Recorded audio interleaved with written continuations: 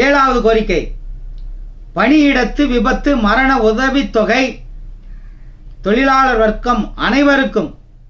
இன்னைக்கு பார்த்தீங்கன்னா ஆட்டோ ஓட்டுநர் செத்து போனால், ஓட்டுநர் செத்து போனால் 2 லட்சமா, கட்டிட தொழிலாளி செத்து போனால் 5 லட்சம் வச்சுருந்தாங்க. ஃபஸ்ட்டு 2 வச்சாங்க, அப்புறம் 3 வச்சாங்க, 4 வச்சாங்க, 5 வச்சாங்க, இப்போ 8 லட்சம் கொடுக்குறீங்க. கட்டிட தொழிலாளி விபத்தில், தொழில் செய்கிற இடத்துல விபத்தில் இருந்தால் 8 லட்சம் கொடுக்குறீங்க.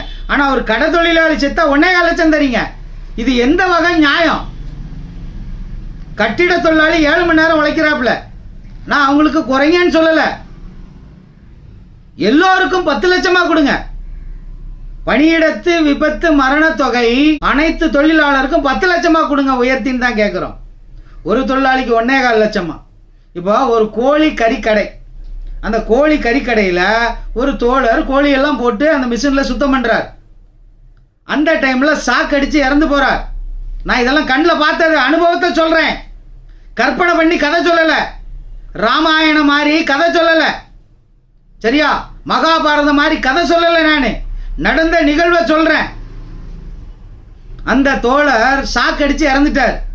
மூட்டை கட்டி தூக்கிட்டு போயிட்டாங்க ஊருக்கு, சரியா? சின்ன கோழி கறிக்கடை, அங்கே ஒரு 2 பேரும் ஒரு முதலாளி, அவர் முதலாளி 2 வேலையாளை வச்சு வேலை செஞ்சார். வாடகை கடை, வாடகை வீடு தான் அவர் என்ன நஷ்ட ஈடை கொடுத்த முடியும்?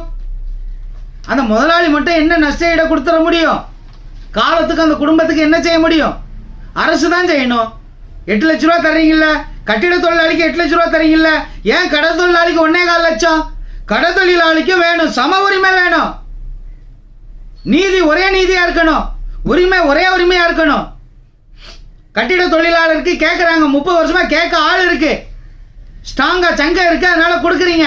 கடை தொழிலாளிக்கு இதுவரைக்கும் சங்கம் இல்லை, ஆனா இப்ப சங்கம் இருக்கு. தமிழக அனைத்து கடை தொழிலாளர் சங்கம் இருக்கு. இந்த சங்கம் கேட்கும், எந்த அரசு ஆட்சிக்கு வந்தாலும் கேட்போம், நாங்க எங்க உரிமையை கேட்போம். எங்களுக்கும் வேணும், சம உரிமை வேணும்.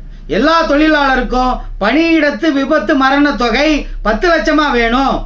ஐயா, நீங்க உயர்த்தி கொடுங்க, உங்களை வேண்டி கேட்டுக்கிறோன்னு 7வது கோரிக்கை அதை வச்சிருக்கோம்.